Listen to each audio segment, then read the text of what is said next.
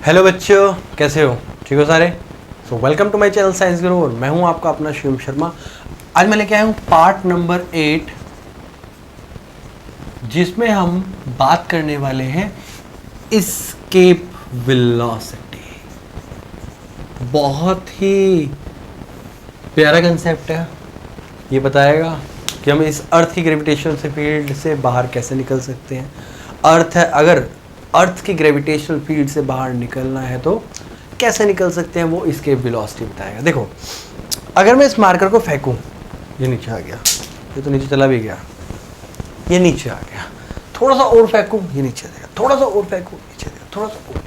लेकिन अगर एक सुटेबल वेलोसिटी के साथ इसे फेंका जाए तो ये कभी लौट के नहीं आएगा, क्योंकि ये अर्थ की ग्रेविटेशनल फील्ड से बाहर निकल जाएगा। कंजर्वेशन ऑफ एनर्जी कहती है कि अगर मेरे को इस पे मैं काइनेटिक एनर्जी लगाऊं और इतनी काइनेटिक एनर्जी लगाऊं कि ये अर्थ की ग्रेविटेशनल फील्ड से बाहर निकल जाए, मतलब उतने पोटेंशियल में वो एनर्जी कन्वर्ट हो जानी चाहिए। नहीं समझ आया? मुझे भी नहीं आया था पहले जब मैं पढ़ता था छोटी क्लासेस में, तो इसीलिए मैं हूँ यहाँ समझाने के लिए। देखो, मैंने क्या किया, यहाँ पे एक अर्थ ली। देखो, अर्थ को हमें स्फीयर मानना पड़ता है भाई, कि यूनिफॉर्म है, स्फेरिकल है, तभी मज़ा आता है। नाउ दिस इज सेंटर, मैं लेता हूँ रेडियस आर। ये सरफेस का मैंने एक पॉइंट मार्क किया से ए, और इससे दूर मान लेते हैं ये पॉइंट है इन्फिनिटी, ये पॉइंट है इन्फिनिटी। इसके बीच में मैं एक पॉइंट पी ले रहा हूँ और एक क्यू ले रहा हूँ, क्लियर है? और इसको मैं मार्क करता हूँ डी एक्स।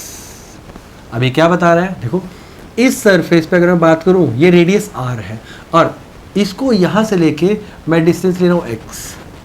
देखो, अगर तुम्हें डायग्राम समझ आ गया, कंसेप्ट समझ आ गया, लगाना आ गया, तो बस सब कुछ आ गया। फिर तो कुछ रह ही नहीं गया।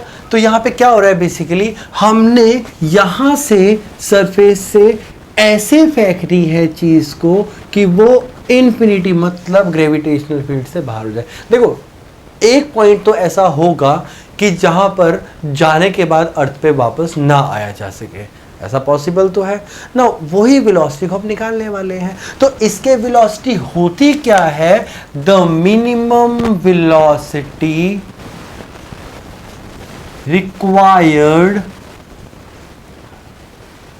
To escape the earth's gravitational field. अलग अलग डेफिनेशन है अलग अलग बुक्स में, मैंने सबसे शॉर्ट वाली चूज की है। या इसका ये भी आ सकता है कि the minimum velocity with which an object is thrown in vertically upward direction so as it will not return again on the earth surface. तो जब तक अर्थ सरफेस की तरफ वापस नहीं आना चाहिए। तो मैं क्या करने वाला हूं यहाँ पे, ऑब्वियसली तुम्हें पता है कि मैं डेरिवेशन को यहाँ से स्टार्ट करता हूँ। मोस्ट ऑफ द टीचर क्या करते हैं, वो यहाँ से स्टार्ट करते हैं। मैं हमेशा इस साइड से स्टार्ट करता हूँ, मुझे बड़ा मज़ा आता है। हाँ, तो मैंने क्या किया, यहाँ पे मैं इस पॉइंट पे जो कि डिस्टेंस एक्स है, देखो यहाँ से डायरेक्ट यहाँ तक तो मैं एज इट इज नहीं निकालना चाहिए, हमें इंटीग्रेशन का सहारा लेना पड़ेगा। तो मैंने क्या किया, यहाँ पर ग्रेविटेशनल फोर्स लूंगा और उस फोर्स को यहां से लेके यहां तक इंटीग्रेट कर दूंगा। P पॉइंट पे यहां मतलब R और Q पॉइंट को यहां मतलब इन्फिनिटी। तो R से लेके इन्फिनिटी में इसको इंटीग्रेट कर दूंगा। इस ऑब्जेक्ट को R से लेके इन्फिनिटी तक इंटीग्रेट करने वाले। उससे पहले force of gravitation at point P, अगर मैं P पॉइंट पे देखूं ग्रेविटेशन फोर्स, मान लेते हैं यहाँ पे जो मास रखा, यहाँ पे जो ऑब्जेक्ट रखा हुआ है उसका मास है स्मॉल m। तो क्या आएगा हमारे पास, F is equal to capital G m1 m2 upon r square. यही होता है, मुझे तो लगता है यही होता है। Now work done to move an object from P to Q, मतलब dx डिस्प्लेसमेंट कितना करेगा, तो dw is equal to force into displacement होता है, फोर्स की वैल्यू ये रही, so dw is equal to gm m upon x square into dx. Now to calculate the work done from the surface of earth to infinity, integrate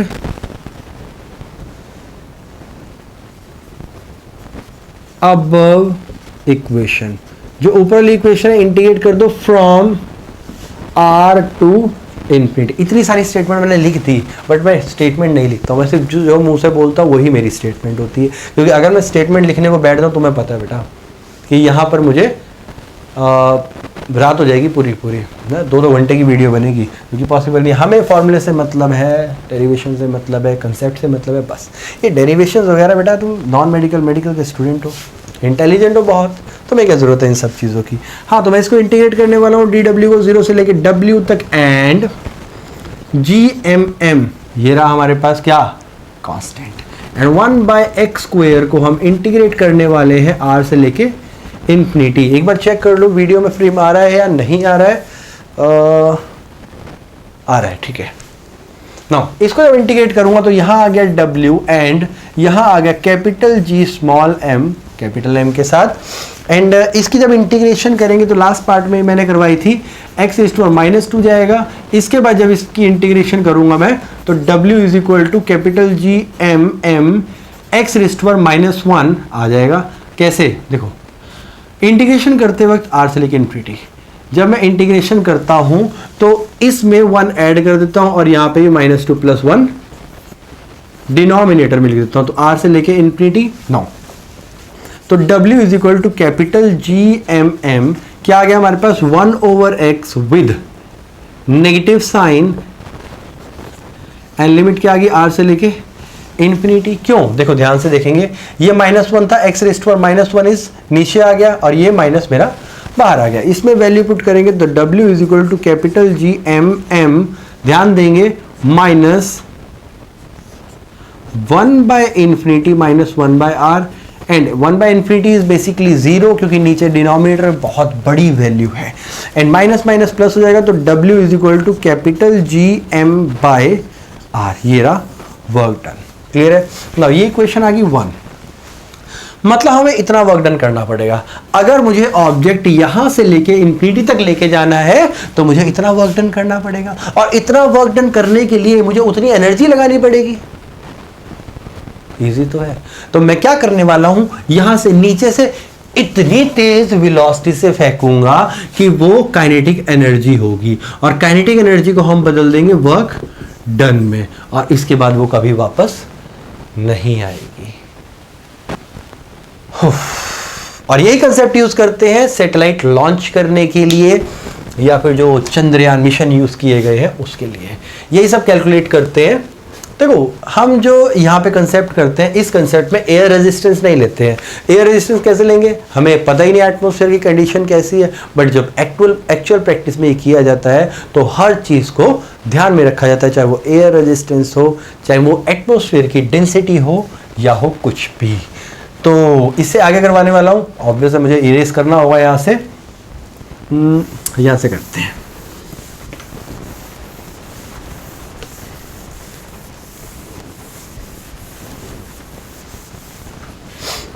हाँ, तो if VE be the escape velocity, अगर VE क्या है मेरे पास escape velocity, इसे भी बेटा थोड़ा सा इरेज कर देता हूं ताकि क्लीन सा लगे. वैसे मैं गंदगी बहुत ज़्यादा पाता हूँ पढ़ने में, तो खासकर देखो. तो मैं क्या करने वाला हूँ, काइनेटिक एनर्जी को वर्क डन के इक्वल करने वाला हूँ. काइनेटिक एनर्जी ½mVE², जो वेलोसिटी हम लगा रहे हैं यहां से, और वो किस में चेंज होगी, capital GMM by capital R. ये रहा, M से M भाग गया और हमारे पास रह गया VE is equal to √GM/r. अच्छा 2 भी रह गया, चलो कोई बात नहीं, समझ आ गया. बहुत बार गलतियां करता हूं, तुमने सिखाओगे तो कौन सिखाएगा. हाँ, तो ये आ गया. नाउ ये तो आ गया एस्केप वेलोसिटी का फॉर्मूला. एक फॉर्मूला ये हो सकता है. दूसरा फॉर्मूला एज हम पढ़ के आए हैं, small g is equal to capital GM/r.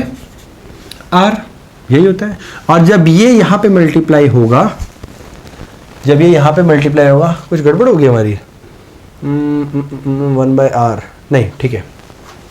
तो जब ये यहाँ पे मल्टीप्लाई होगा, ध्यान देंगे क्या होगा, वैसे तो आर कट नहीं जाना चाहिए, जी आर, हमारे यहाँ पे आर स्क्वायर आना चाहिए किसी तरह। आर स्क्वायर क्यों नहीं आ रहा भाई, मैंने गलती करी थी कहीं पे। Okay, x square minus x, मैंने कहीं गलती करी है, गलती तो नहीं लग रही मुझे कहीं, बट फिर भी ऐसा क्यों हो रहा है, गलती करी है मैंने कुछ, रुको। मैंने यहाँ पे वर्क डन निकाला, वर्क डन तो लिमिट पुट कर यही आएगा, और वी ठीक हो जा रहे हैं, ठीक जा रहे हैं। तो जी एम की वैल्यू क्या आई हमारे पास, जी आर, यही आएगी। तो मैं जी एम की जगह जी आर पुट करने वाला हूँ, लेकिन यहाँ तो आर आर कट जाएगा हमारा, आर तो कटना ही चाहिए, सॉरी आर स्क्वायर आएगा आई थिंक, हाँ आर स्क्वायर आएगा, ठीक है। G M by R square होता है क्योंकि एम एम कटता है, तो ये जी आर स्क्वायर आ गया, यही गलती कर रहा था, यही।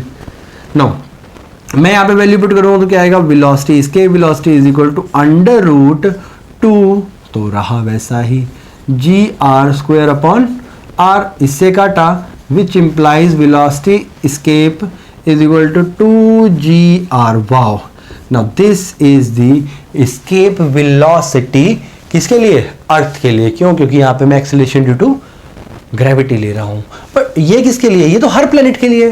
अच्छा एक और चीज़, इसके वेलोसिटी अगर क्वेश्चन आता है किस पे डिपेंड करती है, इसके वेलोसिटी डिपेंड करेगी कैपिटल जी पे, जो कि कांस्टेंट होता है। इसके वेलोसिटी डिपेंड करेगी मास पे, हाँ मास पे, और इसकी वेलोसिटी डिपेंड करेगी रेडियस पे। इसका मतलब ये है कि मास रेडियस हर प्लैनेट का अलग होता है, तो हर प्लैनेट का अलग मास और रेडियस होने की वजह से इसकी वेलोसिटी भी अलग होती है। तो देखो, हाँ तो ये आ गया हमारे पास, ये आ गई अर्थ की वजह से। अगर मान के चले बेटा डेंसिटी के लिए, if m is equal to volume into density, यही होता है, density is equal to mass by volume, and m is equal to 4/3 pi R cube into rho, ये वैल्यू पुट कर देते हैं यहाँ पे। तो इस केस में देखो, एक फॉर्मूला तो ये बन गया, दूसरा फॉर्मूला ये बन गया, तीसरा फॉर्मूला यहाँ से निकलने वाला है। तीसरा फॉर्मूला क्या निकलेगा, V E is equal to under root, अगर मैं यहाँ पे वैल्यू पुट कर दूं क्या आएगा, 2 4 कितना आएगा 8, तो 8/3 4 पाई आर क्यूब कैपिटल जी, यहां पर लगाते हैं कैपिटल जी, वहां अच्छा नहीं लग रहा। हाँ तो मैंने क्या किया, मैंने इस m की वैल्यू यहां पुट कर दी। जब m की वैल्यू यहां पुट करूंगा तो 4 2 8 और 3 का 3 रह गया, और ऊपर क्या रह गया हमारे पास, g pi R cube only, नीचे आ गया r, यही था। हाँ जब ये कटेगा तो क्या आ जाएगा, एस्केप वेलोसिटी का formula, escape velocity is equal to 8/3 g pi R square into rho. अच्छा रो लगाना भूल गया मैं, वाओ कितने इंटेलिजेंट हो तुम लोग। तो ये आ गया इन टर्म्स ऑफ डेंसिटी। तो बेटा एक फॉर्मूला ये था, दूसरा फॉर्मूला ये था, ये तीसरा फॉर्मूला था। मैं तीसरा फॉर्मूला चेक कर लेता हूँ क्या आएगा, बिल्कुल सही है, 8/3 g पाई या फिर pi G R square rho. Now this is the escape velocity का फॉर्मूला। मैंने बताया था एस्केप वेलोसिटी हर एक प्लैनेट के लिए अलग अलग होगी। निकाल के देखें, क्या कहते हो, निकाल के देखते हैं, मजा आने वाला है। नहीं हर एक प्लैनेट के लिए निकाल के नहीं देखेंगे, हम देखेंगे अर्थ के लिए। तो मिनिमम वेलोसिटी जिसे हम फेंकेंगे उसे बोलते हैं एस्केप वेलोसिटी। उससे ज्यादा सही फेंक सकते हैं ऑब्वियस है। देखो escape velocity of earth, escape velocity of earth, earth के लिए एस्केप वेलोसिटी क्या हमें पता है, फॉर्मूला होता है 2gr। तो V E is equal to under root 2gr। तो क्या होगा, g की वैल्यू होती है 9.8 मीटर पर सेकेंड स्क्वायर, और r की वैल्यू होती है 6.4 इंटू 10⁻³ मीटर। हाँ यही होगा, 10 पर 6 होएगा शायद, हाँ 6 होएगा, क्योंकि देखो ये भी कैसे याद रखना होता है बेटा, 6400 किलोमीटर होती है। किलोमीटर का मतलब है 64, 3 0 मैंने यहाँ लगाए, 2 0 ऑलरेडी थे, 1 2 3 4 5 6, तो कितना आया 6.4 इंटू 10⁻6 मीटर। याद करने की जरूरत है, एक वैल्यू होती है, बाकी तो हम निकाल ही लेते हैं। तो वैल्यू पुट करिए, and V E is equal to under root 2 multiply 9.8 multiply 6.4 into 10⁻6। इन सबको सॉल्व करेंगे तो वी ई आती है हमारे पास 11.2 इंटू 10⁻³ 3 मीटर पर सेकेंड। अगर मैं मीटर को किलोमीटर में करूं तो VE आएगी हमारे पास 11.2 किलोमीटर पर सेकेंड। वाओ, एक सेकेंड में 11.2 किलोमीटर। मतलब अगर मुझे अर्थ से बाहर निकलना है तो मुझे कुछ ऐसा बनाना पड़ेगा जिसकी वेलोसिटी 11.2 किलोमीटर पर सेकेंड हो। एक सेकेंड के अंदर 11 किलोमीटर। सोच सकते हो, सोच के देखो कितनी जबरदस्त होगी। मतलब अगर हमने 100 किलोमीटर कवर करना है तो अरे ये तो 10 सेकंड भी नहीं लगे। अगर ये तो 112 किलोमीटर हो गया 10 सेकंड के अंदर, तो बस हमने क्या करना है, बेसिकली वैल्यू पुट करनी है और आंसर निकालना है। अब ऐसे ही बहुत सारी चीजें होती है बेटा। जुपिटर के लिए अलग होती है, मून के लिए अलग होती है, सैटर्न के लिए अलग होती है। तो कुछ एस्केप वेलोसिटी मैं तुम्हें यहां बता देता हूं। जैसे अगर मैं एस्केप वेलोसिटी की बात करूं, देखो ऑब्जेक्ट VE, समझ आ रहा है ना? हाँ समझ आ रहा है, ठीक है। देखो अगर मैं बात करूं ऑब्जेक्ट की, वैसे तो पूरी वीडियो देखनी पड़ती है तुम्हें, तभी समझ आता है मेरी वैल्यूज, नहीं तो समझ भी नहीं आएंगी तुम्हें। ऑब्जेक्ट अगर मैं मून की बात करूं तो मून की होती है 2.375 किलोमीटर पर सेकेंड। अगर मैं अर्थ की बात करूं वो तुम कर चुके हो 11.2 किलोमीटर पर सेकेंड। अगर मैं बात करूं जुपिटर की, जुपिटर की होती है 60 किलोमीटर पर सेकेंड। अच्छा फर्क क्या है दोनों में? देखो इसमें वैसे फर्क क्या है, इसमें इतना ज्यादा फर्क कैसे आया? क्योंकि रीजन ये है, अगर सन की भी देख लो, सन की आई थिंक 218 किलोमीटर पर सेकेंड। मैं एक बार चेक कर लूं। नहीं सॉरी, सन की 618 है, ये तो बहुत ज्यादा होगी। ठीक है, सैटर्न वगैरह की होती है। देखो अब हम बात करें मून की। बेटा मून में कोई एटमॉस्फेयर नहीं होता, मून के ऊपर कोई एटमॉस्फेयर नहीं है। एटमॉस्फेयर नहीं है तो कम स्पीड में ही बंदा पहुंच जाएगा क्योंकि एयर रेजिस्टेंस नहीं होगा। जुपिटर का एटमॉस्फेयर बहुत थिक होता है, H2SO4 के क्लाउड है वहां पर, और बहुत ज्यादा डेंस क्लाउड है, जिसकी वजह से हमें एयर रेजिस्टेंस ज्यादा मिलेगा, हमें ज्यादा स्पीड से चलना होगा। और सन का तो क्या ही बात बेटा, हाइड्रोजन ही हाइड्रोजन भरी हुई है, और इतनी ज्यादा हाइड्रोजन है, इतनी ज्यादा रेजिस्टेंस मिलने वाली है, इतना ज्यादा एयर रेजिस्टेंस मिलने वाला है कि बस 618 किलोमीटर पर सेकेंड की रफ्तार से हमें भागना पड़ेगा, तब वो सन को हम छोड़ पाएंगे। मतलब सन पे जाना आसान है लेकिन निकलना मुश्किल है। जा तो चलो जाओ, लेकिन वहां से निकलोगे कैसे? 618 किलोमीटर पर सेकेंड। ओहो बहुत ज्यादा ही है। हाँ तो ये थी कुछ एस्केप वेलोसिटी के बारे में जब मैं बता रहा था। ठीक है, तो ये हमारे पास एस्केप वेलोसिटी थी। अब मैं न्यूमेरिकल करवा देता हूँ, इसके 2-3 न्यूमेरिकल करेंगे, इसके बाद वीडियो का एंड करने वाले हैं। तो अगर कोई भी डाउट रह जाता है तो पुट कर सकते हो, कमेंट बॉक्स तुम्हारे सामने है। ठीक है, और अगर वीडियो अच्छी लग रही हो तो लाइक सब्सक्राइब जरूर कर सकते हैं। चलो न्यूमेरिकल करते हैं। पहले इसी से क्वेश्चन उठाते हैं। Determine the escape velocity of a body from the moon. Moon के ऊपर से कितनी एस्केप वेलोसिटी लगी? वैसे मैं एस्केप वेलोसिटी बता चुका हूँ इसकी तुम्हें। Take the moon to be a uniform sphere of radius 1.76 into 10⁶ meter and mass 7.36 into 10⁻22 kg। तो जो रेडियस है वो दे रखिए 1.76 into 10⁻6 metre and mass of the moon is equal to 7.36 into 10⁻22 kg। ये दे रखा है। बताओ भाई कि एस्केप वेलोसिटी क्या होगी? फॉर्मूला बता दो मैंने एस्केप वेलोसिटी का, Gm/r, साथ में 2 भी लगा हुआ था, 2Gm/r। बस वैल्यू पुट करनी है। ये बहुत इजी न्यूमेरिकल लिया है मैंने, ठीक है, समझाने के लिए। 2 × 6.67 × 10⁻11 मास पुट करेंगे 7.36 × 10⁻22 अपॉन r 1.76 × 10⁻6। सबको सॉल्व करेंगे, हमारे पास जो आने वाला है वो आने वाला है 23.375 किलोमीटर पर सेकेंड। सॉल्व कर लेना, आंसर तुम्हारे पास यही आने वाला है। अगर किसी को कैलकुलेशन में प्रॉब्लम हो तो कैलकुलेशन कैसे की जाती है देखो ध्यान से। VE is equal to under root में हमारे पास यहाँ पे पहले मल्टीप्लाई कर लो कांस्टेंट, ट्राई करो राउंड ऑफ करने की, अगर राउंड ऑफ हो सकता है तो 2 × 6.67 को मैंने 67 लिख दिया, इनटू 7.36 को मैं 7.4 लिख देता हूं, अपॉन 1.76 है इसको मैं 1.8 लिख सकता हूं, इनटू 10⁻11 22 है तो +22 और ये ऊपर जाएगा तो -6। बस सॉल्व करोगे आंसर आ जाएगा तुम्हारे पास। अब इतनी तो मल्टीप्लाई करनी होगी ना, ग्रेविटेशन कर रहे हैं, ग्रेविटेशन में इतनी मल्टीप्लिकेशन तो इजी होती है। तो सबसे बेसिक क्वेश्चन था जो मैंने करवाया है, ठीक है, ये मैं ऑलरेडी बता चुका हूँ। ऐसे तुम जुपिटर की निकाल सकते हो, सन की निकाल सकते हो, सबके escape velocity निकाल सकते हो, क्योंकि हमें मास और रेडियस पता होता है प्लैनेट्स और जो स्टार्स हैं बेसिकली जैसे सन है उनका, तो हम इजीली escape velocity निकाल सकते हैं, मतलब कैसे बच के भाग सकते हैं किसी प्लैनेट से, कितनी स्पीड चाहिए होती है वो निकाल सकते हैं। अच्छा, एक बच्चे ने मेरे से पूछा था कि मैं यहीं से क्यों स्टार्ट करता हूँ, इधर से स्टार्ट क्यों नहीं करता ऐसे, क्योंकि रीज़न ये है कि जब मैं यहाँ से स्टार्ट करता हूँ, मैं यहाँ खड़ा होता हूँ और ये बोर्ड कवर होता है, जब मैं यहाँ से लिखना स्टार्ट करूँगा तो मैं फ्रेम के बाहर चला जाता हूँ, जिसकी वजह से मैं कैमरे में भी दिखाई नहीं देता हूँ। ठीक है, और वैसे भी अगर मैं लाइव क्लासेस लेता हूँ या फिर ऑफलाइन क्लासेस लेता हूँ, ऑफलाइन क्लासेस में भी मैं ट्राई यहीं से करता हूँ। रीज़न ये है कि जो राइट में बच्चे बैठे होते हैं मेरे, उनको विजिबल नहीं होता अगर मैं यहाँ लिख के करता हूँ तो, और ये आदत भी कह सकते हो।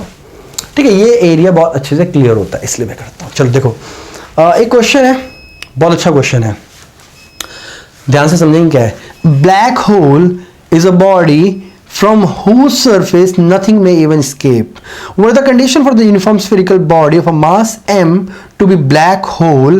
What should be the radius of such a black hole if the mass is 9 times the mass of the earth? हो भाई सब क्या बोल रहे हैं, ये कह रहा है कि एक ब्लैक होल बनने के लिए जिसका मास 9 टाइम्स मास ऑफ द अर्थ है, ठीक है, बताओ उसका रेडियस क्या होगा।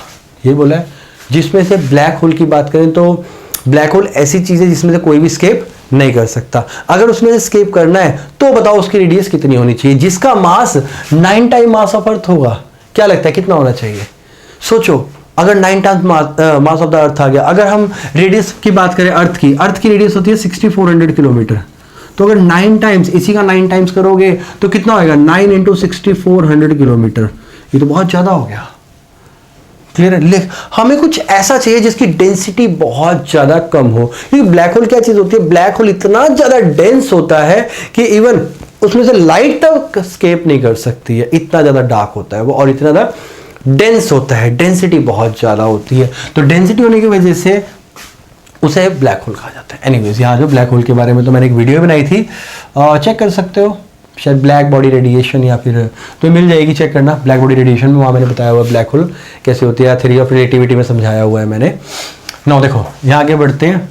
मास एनर्जी इक्विवेलेंस करवाया होगा मैंने कंजर्वेशन ऑफ एनर्जी के टाइम, जब चैप्टर करवाया था मैंने वर्क एनर्जी पावर, प्लेलिस्ट में चेक कर सकते हो, मास एनर्जी इक्विवेलेंस, बहुत ही प्यारी वीडियो बनी थी, वहाँ जाके देख सकते हो। ठीक है, वैसे मैंने कार्ड में भी डाली होगी, तुम्हें दिख जाएगी। एनीवेज, हम यहाँ पे आगे देखो, आइंस्टाइन महाराज ने कहा था, आइंस्टाइन कहते थे कि कोई भी वेलोसिटी स्पीड ऑफ लाइट से ज़्यादा नहीं हो सकती, तो हम वही मान के चलेंगे क्योंकि वो तो हमारे गुरु थे।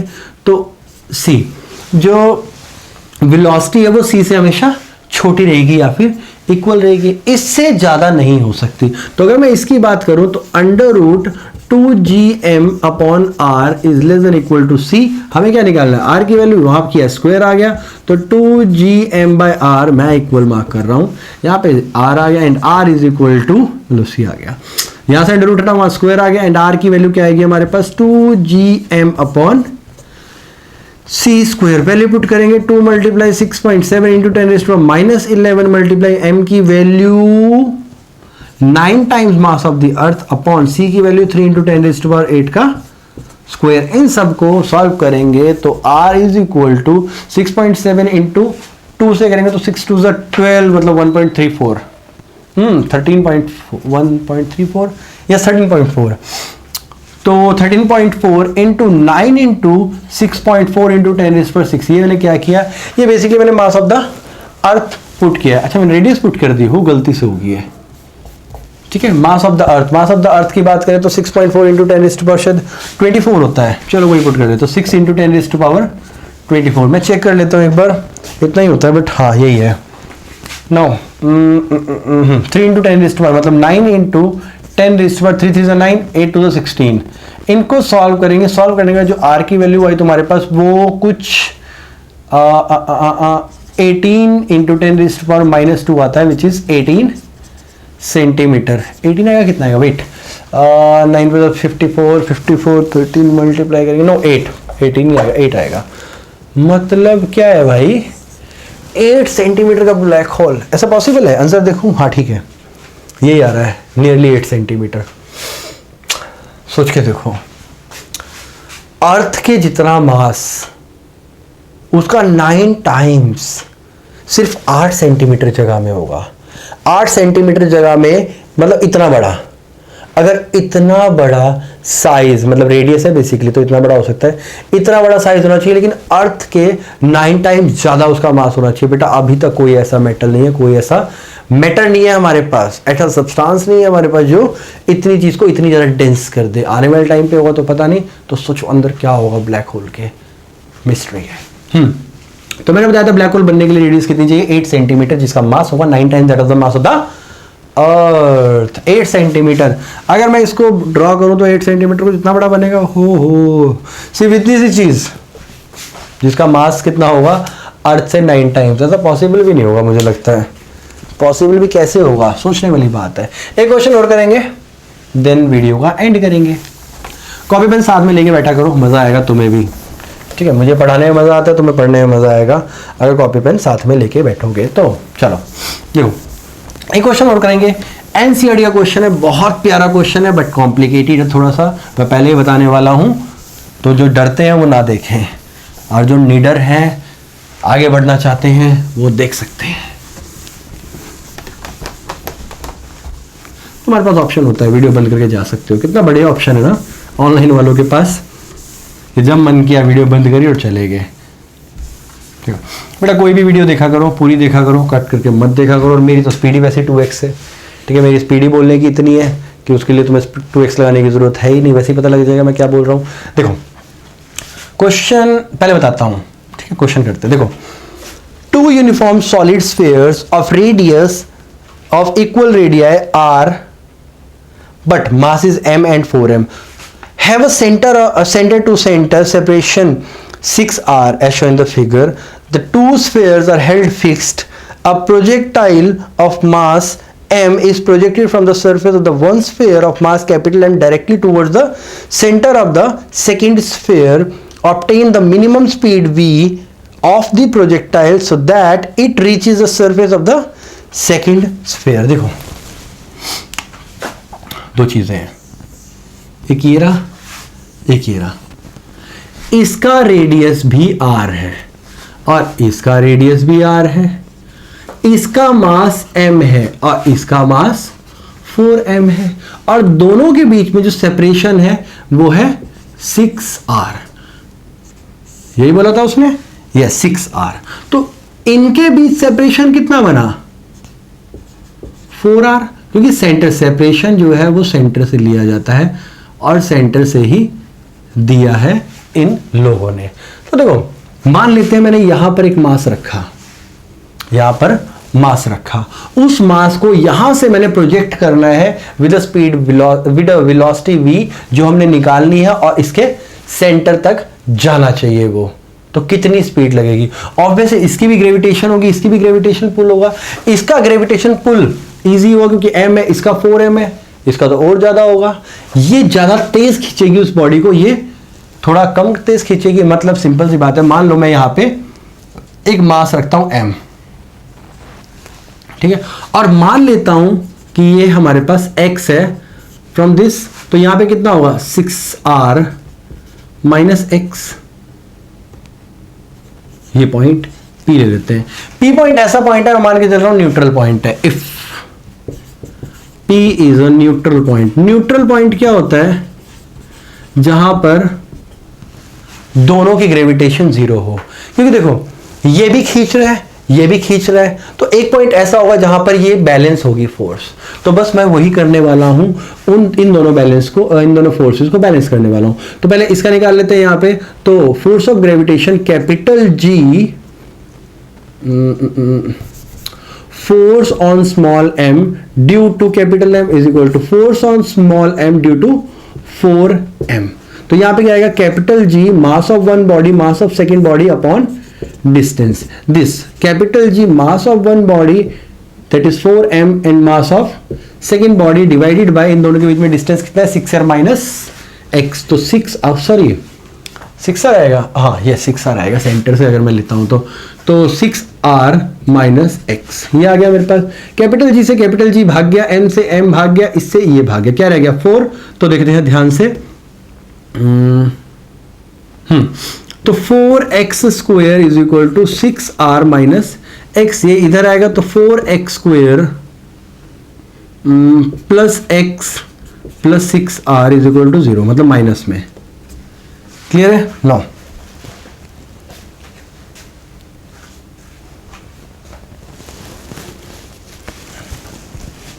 मैं कुछ गड़बड़ कर रहा हूँ, क्या गड़बड़ कर रहा हूँ? कुछ गड़बड़ हो जाती है, सॉरी स्क्वायर करना भूल गया बेटा, मुझे माफ करना, ओम साई राम। देखो, तो ये स्क्वायर है हमारे पास, यहाँ क्या किया 2x का whole square is equal to 6r minus x का होल स्क्वायर, स्क्वायर से स्क्वायर कटा 2x, ये इधर आएगा तो plus 1x is equal to 6r and 3x is equal to 6r and x is equal to 2r। मतलब ये है, ध्यान से रेड मार्कर का है ये रहा, मतलब ये है कि यहां से लेके यहां तक 2r डिस्टेंस है, तो ये हमारा क्या हो गया r डिस्टेंस, और सेंटर से क्या है 2r डिस्टेंस। और ये कितना बचा हमारे पास इसके सरफेस से, देखो ये हमारे पास 2r है, तो ये कितना बचा 4r, 4 में r में से 1 गया तो कितना बचा 3r।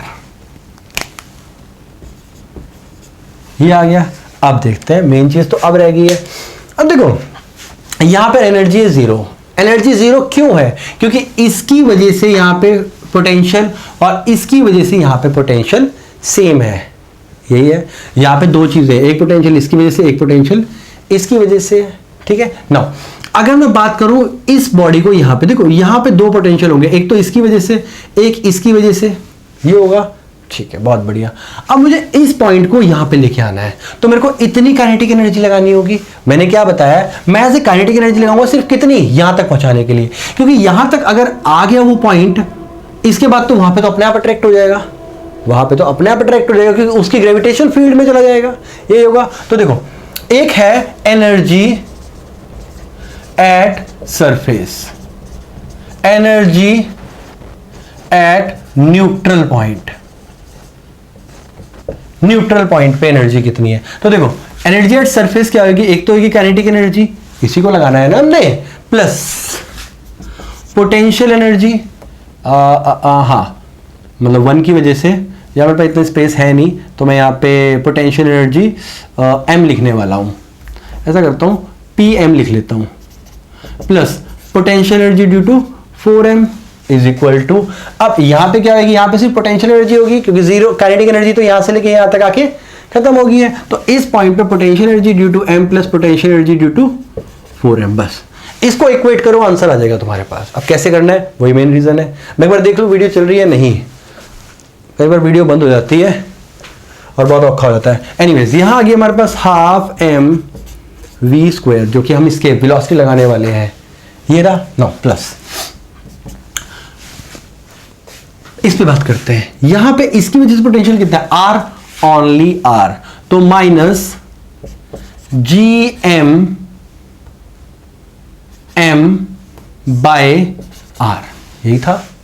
ओके, माइनस 4m वाले की इसकी वजह से यहां पे क्या आएगा, ये r है तो टोटल कितना हुआ 5r। मैंने क्या बताया, ये 6r है, ये r हो गया तो कितना रह गया 5r। तो हमारे पास क्या है, capital G m by 4m, capital G 4m into m by 5r। Clear हुआ कि नहीं हुआ भाई? हुआ कि नहीं हुआ? समझो क्या बताया मैंने, दोबारा बता रहा हूं। Kinetic energy half mv square लगाया मैंने, यहां पे पोटेंशियल कितना है, इसकी वजह से ये वाला, और इसकी वजह से ये रहा potential, sorry potential energy, potential कर रहा हूं, पोटेंशियल एनर्जी। तो यहां पर इसकी वजह से पोटेंशियल एनर्जी, इसकी वजह से पोटेंशियल एनर्जी, और जो काइनेटिक एनर्जी लगाऊंगा वो यहां पे 3 एनर्जी एग्जिस्ट कर रही है। By law of conservation of energy मुझे पता है जो एनर्जी ये वाली है वो इसके इक्वेट होगी, तभी वो उसकी ग्रेविटेशनल फील्ड में घुसेगा जाके। तो मैंने क्या किया यहाँ पे, इज इक्वल टू, अब इस पॉइंट पे, न्यूट्रल पॉइंट पे ध्यान देना, न्यूट्रल पॉइंट पे इसकी वजह से जो पोटेंशियल आएगा वो कितना है, ये r है, ये r है, तो कितना है 2r, मतलब minus gm m by 2r। Clear हुआ? अब लास्ट वाला पार्ट रहेगा, ध्यान देना ये वाला पार्ट, यहां पे आएगा, ये 2r है तो ये कितना बचा 4r, ऑब्वियस है।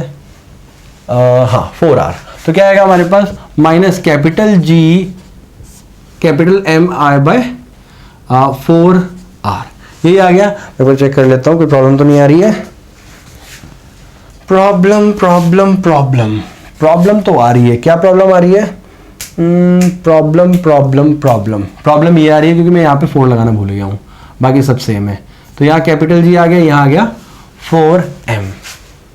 क्लियर हुआ? दोबारा बताता हूँ, काइनेटिक एनर्जी यहाँ पे एक काइनेटिक एनर्जी लगानी है, 2 पोटेंशियल है, 3 तरह की एनर्जी है यहाँ पे, ये रही जो मैंने कर दी है। और यहाँ पे इस सरफेस पे 2 एनर्जी है, एक इसकी वजह से और एक इसकी वजह से पोटेंशियल एनर्जी। बस इसको सॉल्व करना, आंसर आ जाएगा हमारे पास।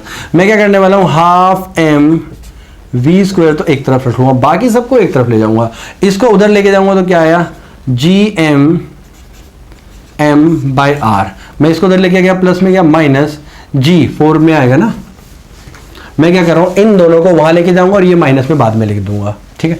तो 4mm बाय r, ये वाला भी इधर गया तो क्या आएगा हमारे पास 4gmm by 5r minus gmm by 2r minus 4gmm by 4r।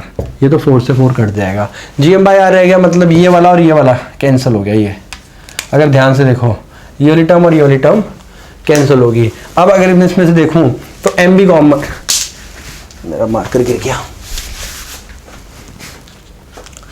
यहां पे रह गया हाफ mv स्क्वायर और यहां पे रह जाएगा मेरे पास ये दोनों टर्म।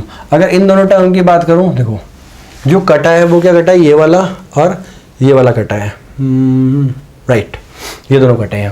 तो यहाँ पे हमारे पास रह गया, देखो ध्यान से, माइनस में कुछ गड़बड़, ये प्लस में आएगा। यहाँ पे देखो मैं ये दोनों चीज़ें उधर ले गया तो प्लस में आ गई और ये दोनों तो ऑलरेडी वहाँ पे पड़ी थी तो माइनस में आ गई। तो यहाँ कितना है हमारे पास, अगर मैं gmm बाय r कॉमन लेता हूँ, अंदर बच गया मेरे पास 4/5 माइनस 1/2, यही बचा हमारे पास। नाउ ये बचने के बाद वैसे सॉल्व भी करना है। ये m है यहाँ पे, तो m से m चला गया। अब क्या रह गया मेरे पास, हाफ v स्क्वायर, तो 2 वहां पे लेके जाते हैं, तो v square is equal to 2gm by r into, इसको सॉल्व करेंगे तो कितना है, एलसीएम आ गया मेरे पास 10, ऊपर 5 2 10, 8 माइनस 5, ये आ गया हमारे पास।